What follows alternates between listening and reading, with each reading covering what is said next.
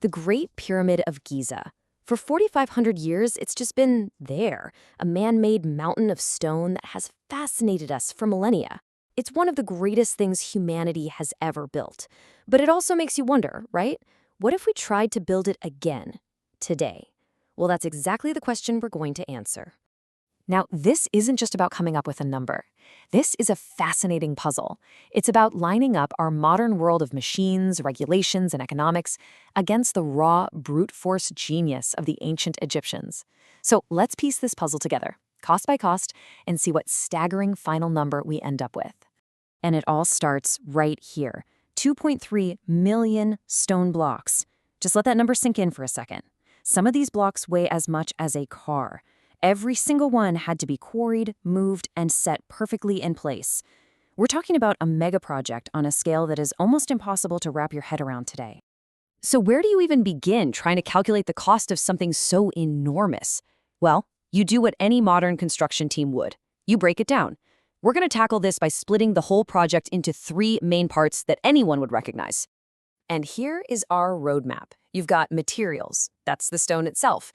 Then there are modern overheads, all the stuff a pharaoh never had to think about. But look at that huge slice right in the middle, labor.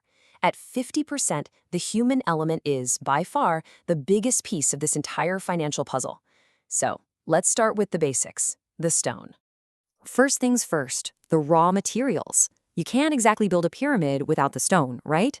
But in the 21st century, getting your hands on millions of tons of precision-cut limestone and granite, well, it's a little more complicated than just finding a good spot to dig.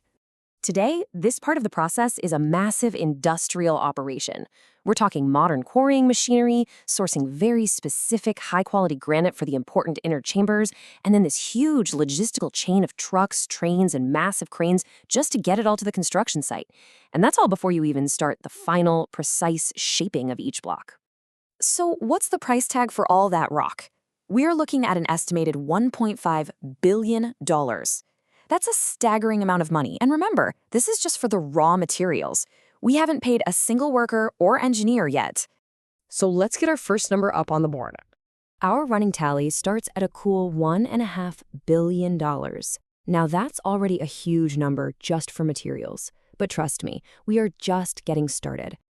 Okay, now we get to the single biggest factor, the one that truly separates the ancient world from our own, the human cost. Because all that stone is pretty useless without the thousands of people you need to put it all together. And this slide really tells the whole story. On the left, you got the ancient way of doing things. Workers paid in bread and beer, working from sunrise to sunset with basically no safety rules. But on the right, that's our reality. We're talking skilled laborers making union wages with benefits, strict 8-hour workdays, and massive costs tied to safety regulations and gear. And the price for that modern, ethical, and safe workforce? $2.5 billion. Yeah, that's a whole $1 billion more than all of the materials combined. It is the undisputed heavyweight champion of expenses on this project. All right, time to add that massive figure to our running total. And just like that, our total skyrockets to $4 billion. We are already in the same league as the biggest mega projects in the world. And we still have one whole category of costs left to go. So for our final category, let's talk about all the hidden costs. The bureaucracy, the technology, the regulations. These are the kinds of expenses that would be totally alien to an ancient pharaoh, but are absolutely non-negotiable for us today. I mean, think about it. You need entire teams of project managers and engineers. You need massive insurance policies to cover every possible thing that could go wrong. You have to do environmental studies, get permits, have 24/7 security, and of course, you need a whole fleet of heavy machinery and all the fuel to run it. None of this is optional anymore. So what's the bill for all this modern administration, tech, and red tape? A cool $1 billion. That's just the price you pay for building something this huge in our complex, regulated world. Okay, one last number to add to our total. This is it, the final piece of the puzzle. And that brings us to a staggering preliminary total of $5 billion. Wow. But before we call that our final answer, let's do one last quick tally to see exactly how we got here.